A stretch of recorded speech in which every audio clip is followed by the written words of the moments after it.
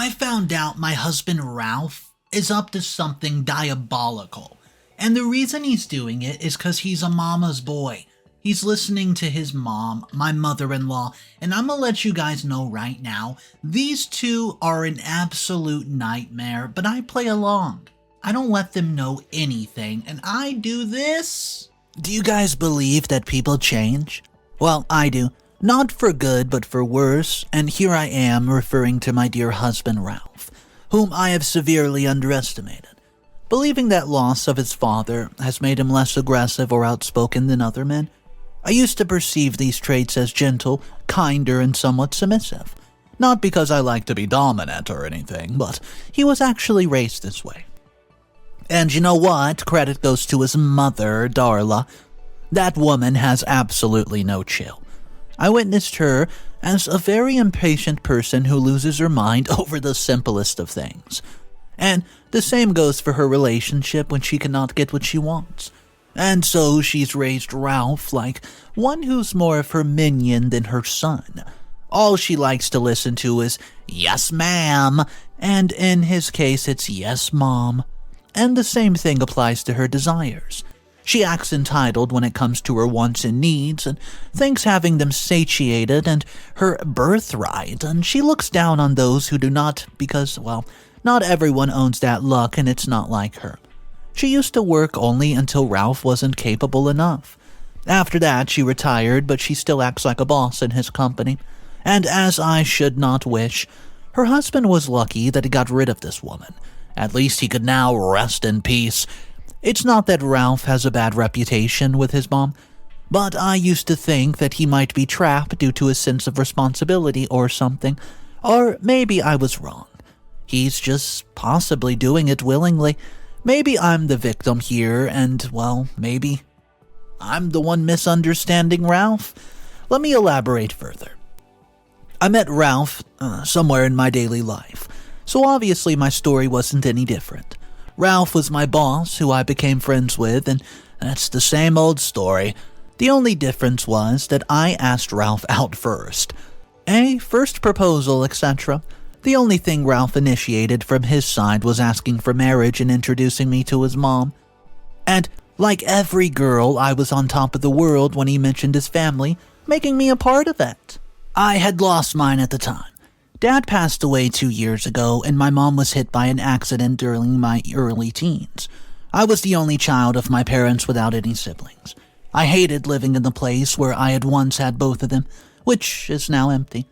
I dreaded staying at home alone. My home was not just any other home, it was sort of a medieval-style small villa type. My forefathers were landlords and owned this property. It was not huge, thankfully, because most of it was demolished. Otherwise, I would have been scared to live alone there. I hated it. Because of our generational wealth, Dad had an affluent lifestyle. But with the loss of him, I hardly cared about possession that I owned, or say was left with, now having no one to share them with. All the luxuries and belongings that I shared or gifted had lost their charm. I live in the countryside, so when I got a job in the city, I was glad to leave home behind along all the memories that resided in that house. I look forward to a fresh start, but maybe I was meant to return to the same place. As I started living in the city, I became emotionally more comfortable with the minimalist lifestyle. The fewer of luxuries, the fewer the reminders of my previous life. So, a new lifestyle is a symbolic form of a new life, and I was fortunate that when I got my job, I found people like Ralph, who was a good listener. Also, I was a little depressed and he was a good company to be with, or maybe I was just lonely. But all I knew was that he was patient and kind, and that made me comfortable with him. Due to this level of comfort, I was able to take the initiative to make him an important part of my life. Hence, I was able to push my relationship forward because I did not need to have second thoughts about him. When he invited me to meet his mother, I was excited because I hardly had anyone to consider as a mom. I was glad that I could have this thing from Ralph. Or maybe I had skyrocketed my expectations with Darla. I asked Ralph about everything that his mother likes, the color, perfume, etc., so I could come up with the most suitable and thoughtful gift. I bought her a pearl necklace, which was quite tasteful and classy, along with a bottle of expensive wine, as per her choice. She smiled, but the way she, grazed me up and down, I got a bit confused if she was checking me out or judging me. The dinner, it went well except for her questions, which were a little confusing to me about where I came from or what my plans for the future were. The questions seemed more of an interview round, but that was okay until she asked the brand of my dress. Her tone sounded more like a tantrum than a question, and after she was done with it, she did not utter a word. She left us with a huge awkward silence, and the only thing that made it better was that Ralph had bought my favorite ice cream and served me extra scoops to cheer me up. I knew why he did not go against his mother, because of his nature, which was quite submissive and not outspoken enough to speak against her. See, Ralph assured me that he would make his mom understand, and I trusted him, which he did because I began with my wedding preparations. Darla has the habit of knowing everything beforehand. I thought she wanted to do her part as the groom's mom, but no, she was only there to order me and try to make things her way. Whatever I chose, whether it was the decor, the gifts, or the cake, she would always have a nitpick about everything. But when it came to my dress and venue, I made it crystal clear to Ralph that his mom could not interfere with it, but Darla, who believes that she owns her son, listened to us behind our backs. She interfered in between, saying that she was letting her son Ralph get married to me, who is as classless and poor. Her son's capable of getting far better suitors than me, but she lets him do what he likes. Also, something like a wedding is a lifetime thing that she doesn't want to compromise on, at least. I was furious, but I kept my cool. I reminded her that the wedding was only possible because of the presence of both the bride and the groom, so the special day of the bride should be respected. Darla turned furious at my reply, and Ralph came in. He requested that she let these two things happen my way, and the rest had already been finalized according to her choice. Darla, who was calmed by this reason, left after giving me a frown, and I went back to my home and searched for Mom's bridal dress, which Father used to keep dry cleaned and ironed. The fabric was a little old, but the shine was still preserved with embroidery. I went to a boutique and upcycled with a few alterations. The dress turned out to be absolutely perfect, and I could feel Mom's embrace while wearing it. Before leaving the house, I glanced at my garden and saw beautiful vineyards growing.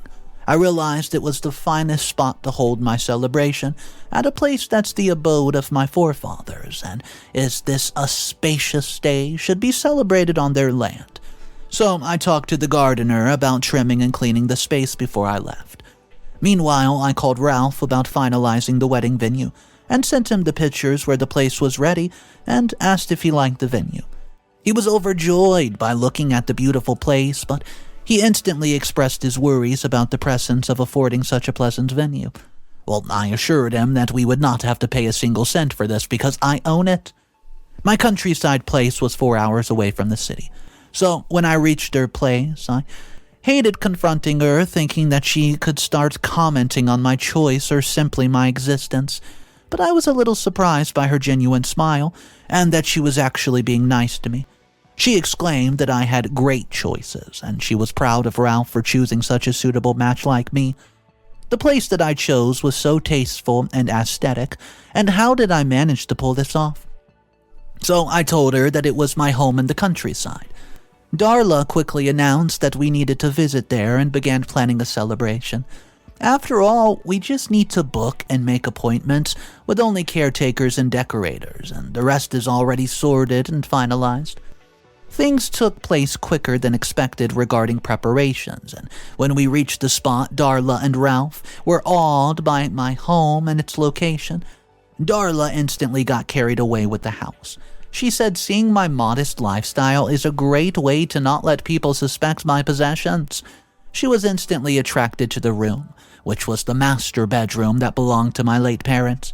I strictly forbid Darla to stay there and instead gave her my room to stay in. She obviously got offended, but then the people barged in, which were the event manager, catering contractors, etc., and I locked the door before leaving, and I just sensed how Darla looked at her, with the room and with her eyes reflecting her eagerness to stay there. While Ralph pulled her away from the spot, I realized that she had to present at some ceremonies, so she would not be getting to stay up longer. I had constant arguments with Darla, and she wanted everything to be classy and flamboyant. I wanted things to be minimal. She was hardly given any gifts, but I could sense how much she was keeping an eye on everything that was around the house. From a painting to the door handle, not even a single thing was missed out by her. She was excited to share the place with me and already decided on the room where she would live after my marriage. I complained to Ralph about his unreasonable demand, and he replied that we don't need to stay forever with her. He had thought about buying a nice, beautiful cottage house as a wedding gift, and we would soon begin our new life from a fresh start without his mom around every single time. I thanked Ralph for his considerate behavior, and he tried to make things easy for me at the end of the day. I knew Darla was already furious that she did not get the chance to stay longer. Because of this, her frustration was directed towards those workers and at me. Finally, the wedding day arrived. I sighed, thinking that I was finally able to make it through. I prayed for that day to be successfully over without any problem. When I stepped into the aisle, Darla sulked at my wedding dress, feeling embarrassed standing beside me. She made no effort to hide her disdain over my dress. She also refused to click pictures with me. Even the guests started giving me awkward glances, and I felt embarrassed because of her behavior. Not only that, but even her guests followed in her footsteps. They became laid back and grouped up, accompanying Darla. All the limelight seemed to be stolen away because of the nasty environment caused by her. Seeing her behaving like this on such an important occasion, I was hurtful. Ralph went over to talk to Darla in private, and after a few minutes, things turned out a little more normal. But before our ring ceremony could occur, I saw people crowded in the other corner of the wedding party. Amid this, Ralph was just about to put the ring on my finger when someone came in to inform us about Darla's condition. Well, she was lying on the floor, almost in the condition of fainted, and was holding on to her chest. She told him that his company suffered a severe loss and they have just caught themselves in debt. The losses are quite heavy to recover, and the accounts has just told me this over a call right now. She suggested that they have to sell their house, otherwise things will turn worse, and I could realize which house she was talking about. It was that which had not been turned into a home yet. Yes, it was a cottage house, and now I'm so angry and heartbroken at the same time because my mother-in-law literally ruined my mood on my big day. Guys, I also am suspicious of what she's claiming at the time about the company. I don't know how to cope with this weird situation. Can anybody drop any advice down below? Update number 1. Hey guys, I'm back with another update, and now I have found a few things that have confused me further. Please suggest something, and somehow your comments about leaving my husband are something extreme, but considering my current situation, I can't deny that either. Firstly, I want to begin by saying that whatever was being promised, nothing happened, and I could not blame Ralph for that because his company went through losses, and we had no other option for the time being. But anyways, Ralph had promised me that once he got over it, he would surely buy a new cottage house for me. The house was supposed to be in the lap of nature and in a foreign country that Ralph has dreamt of, and I also ended up liking it by looking at the pictures. I waited for things to get a bit normal. The chaotic situation in the company got better because he could not leave in the middle. Until then, I was forced to share the space with Darla because of a lack of choice. But I found something worse. The house where we were living was now on sale too. I was deeply hurt that everything went downhill and that our own place was for sale. I was informed by Darla and talked to Ralph about that, and I asked to offer help. He denied, saying that he doesn't want me to put anything in the company because he does not want me to drain my resources. He told me that he needed to sell his house so that he could infuse the capital into his company, and he further added that whenever he needed any help, he would tell me. By that time, I was on the verge of losing my patience with dealing with Darla. She made sure that I felt like an intruder at her place and never like my home. because of the grudges that she had over the wedding at my place. Just because I didn't allow her what she wanted, she was trying to satisfy her ego through this. Well, one morning, Ralph came to me and said that we need to pack our stuff as soon as possible. He added that his house had gotten a deal because they found a suitable buyer. Before I could ask where we would live, he told me it's my place in the countryside. Well, fine, the idea's okay with me, but with Darla, I was a little doubtful. Ralph, sensing my discomfort, promised that he would handle his mom. So now the situation flipped completely 180, and Darla, who never let me feel free in her house and treated me as an intruder, was now going to move into my home. Now I could also do the same this time, but I wasn't like her. Though Darla was impossible, she was behaving like she already owned my space. I didn't have to make her comfortable, rather, she was making it uncomfortable for me. And her attitude went to another level when she called the interior decorator at home behind my back. Thankfully, I was present at the right moment when several laborers stepped in with their equipment. Darla called them inside without asking me and told them to change the paint in the living room. Well, I intervened and refused to let them touch it. Darla protested, and she was also part of the house. I was instantly enraged by her statement. I reminded her that everything that was there had a history and memories that have lasted longer than her Botox fillers. So she should rather stay out of this. She should be thankful that I'm at least tolerating her in my life, especially in my home. Darla did not say anything, but her silence was screaming with anger, which was clearly reflected through her frowning eyes and hard stare. She stormed out of the room, and I had to pay the laborers some amount for coming up. I had no brother or sister to share this place with, and as the sole owner of the property, I wanted to keep everything untouched except for restoration. I thought going to the office was better than having her around. I was unsure whether I should leave her alone at the house after seeing what had just happened. But then after realizing that it was Ralph's time to return home, he would be there any moment, I thought it would be fine if I left that place because he had got my back at least.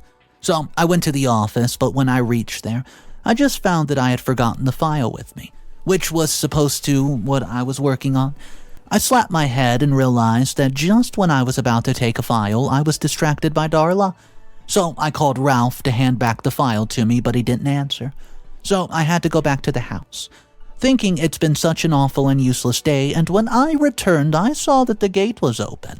So I didn't need anybody there just to ring the bell. I just had to take my file and leave. I didn't bother to inform of my arrival because I was getting late. But then I heard Darla, her voice. It was yelling. The walls were a little soundproof, but I was glad I heard it since the door was open. I saw Ralph standing, and Darla was complaining that he needed to do something fast. She hated me because I disrespected her. Ralph said that he had already talked to a lawyer and assured her that nothing could go wrong. He said that they would wait to do it at the right time, which would be on my birthday. He doesn't want all this plotting to go in vain due to a hurry. Well, Darla's getting emotional and said that she was so proud of her son. I could not determine if Ralph was actually on her side or if this was his way to calm down Darla. I was really confused, but then I got a message that the meeting was scheduled for tomorrow. So I went back to finish my work, and now I'm extremely confused about everything.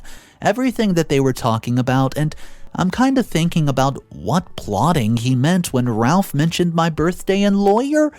Any insights, guys, would be great. Update number 2. Hey guys, today all my confusion was cleared up and I got my answers. I thought of confronting Ralph over what I heard. I still had a hard time believing that it was all true, so I decided to talk to him, but he was in the shower and my glance fell upon his mobile screen, where I saw his messages filled up with congratulations from his cliques and his friends and asking for the party because they achieved a huge turnover. I was shocked while seeing the message on the screen, and then I opened up his phone and read, and you know what? I was devastated when I saw his chats with the lawyer. I realized that Ralph had said to Darla something very true. I was on the verge of tears and just looked into their last conversation, and he informed him that the papers were ready. Ralph even written his reply saying, "Tomorrow in the office at 6 p.m. Well, I started realizing that Ralph had changed. Later, when Ralph was changing his clothing, I asked him where he was going, and he said that his friends had a birthday party, so he was going to attend it, and I was a little shocked to hear him lie about this. I chose not to speak further about it, though. I could not sleep that night. I just wasn't in the mood. I was ready for the next day. I had to know about this before anything got out of hand. Ralph returned a little late and was absolutely drunk. I pretended to sleep to ignore him, but he kept speaking to me, saying that he had planned a special surprise for my birthday. He had decided to celebrate it in that cottage house, which was promised to me, and he wanted to gift me it that day.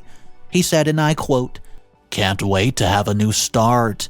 The next day, I took a leave from work and rushed to Ralph's office on time. I knew he was going to meet his lawyer, and I also had access to the camera in his office. I actually tipped the security guy, and since he knew me through Ralph, he didn't even question it. I saw Ralph putting some documents he received from the lawyer in his bag.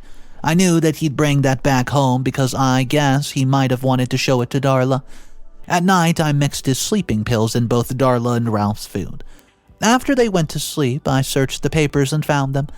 I rushed to my dad's lawyer and offered him extra payments to study these papers overnight and make fake documents that would look similar to this. I don't know much about legal stuff. All I could say was the documents that Ralph had made were to take over ownership of my home, and I didn't want that to happen. I stayed until the documents were completed. When I got my documents, I placed them in a similar-looking file, but not to get confused, I made a small tiny mark in the file just to distinguish it from the original. I went home and replaced the fake ones with the original and kept them hidden with me. I could not bear that side of Ralph after his betrayal, and neither share my bedroom with him, so I slept on the couch in the living room, and I was feeling bad for myself. I couldn't sleep, but I had no choice just to wait for his next move. Bracing myself for the upcoming betrayal, I have plans too, guys.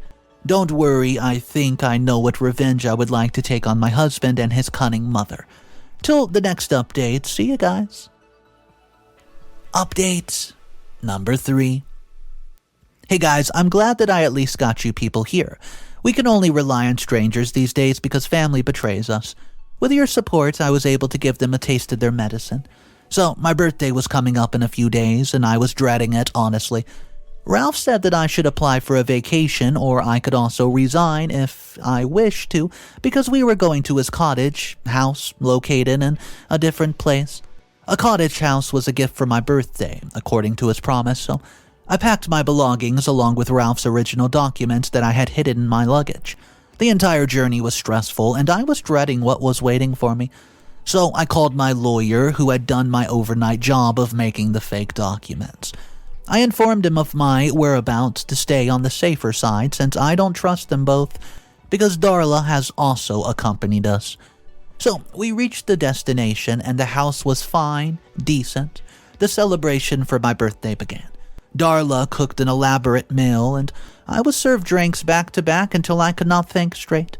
Just then, Ralph pulled out the document, saying that before I get too intoxicated, he wants to sign the papers just to claim ownership of this cottage as a house gift. Well, I saw the papers and found a little mark that was made by me, and the only thing I could understand in this condition was that I was thankful to myself. I signed those papers, somehow. Darla brought out the cake, too, and cut it. I passed out after blowing out the candles, and I could only get up when Darla was trying to wake me up by throwing tantrums at me. Ralph just seemed so distant and cold. I asked him why he was acting like this, and he said that his company was never at a loss. Well, I asked him, then why would he lie? He confessed that he had no choice because after his mom saw my house in the countryside, she was drooling over it. She wanted it for herself. Wow. He had to lie about selling his place so that they could move into mine. But since I sent laborers back, Darla felt disrespected and dominated by me. They had to plan something. Well, and the cottage was where it was going to be, and we rented it, never bought it, though he wanted to. But his mom did not agree with it, so he needed to let me go because he loved me, but not more than his own mom, so he didn't really have a choice. Having said that, he turned away to pack up his bags. I quickly clicked on the recordings and acted stupid. I asked innocently, then what were these papers about that he had just given me to sign in a drunken state if the cottage wasn't mine? He politely said that this was something that they came up with just to own my home. Those papers were not for the ownership of the cottage, but for my property. Darla waved goodbye and left with Ralphie. I was not even completely back to my senses when I saw them leaving me alone, and after a few hours, when I was more sober, I knew that they would go to my house and live there, so I came up with what you would call a contingency plan. Well, I called my home caretakers and informed them to change the locks and seal the windows. And before doing that, they must pack Darla and Ralph's belongings and luggage and keep them off of my house. Upon their arrival, they found all their belongings neatly packed outside and the locks changed with the welcome back surprise. And a note from me saying, "Enjoy your new life, just as I will mine." Suddenly, I got their phone call. Their voices were a mix of anger and straight-up desperation, asking how I could do this to them, but I simply hung up the phone, smiling at my newfound freedom, and guess what? They had sold their house, so now they also have no place to go. They're doomed, because I'll send the recording to my lawyer and see if I can sue them too. And also, I'm not worried about the alimony because we signed a prenup, which is why he had to come up with another way to get my house for his mom. I would not let them just get away with this easily, but for now, I think this is the end of what I'm going to write here. Thank you for reading and supporting me throughout it. So, this story was so wild to me, and a lot of the commenters were feeling the exact same way I was. I mean, what in the world was going on with this mama's boy? Apparently he found love, but the love wasn't deep enough to beat the love of his own mother.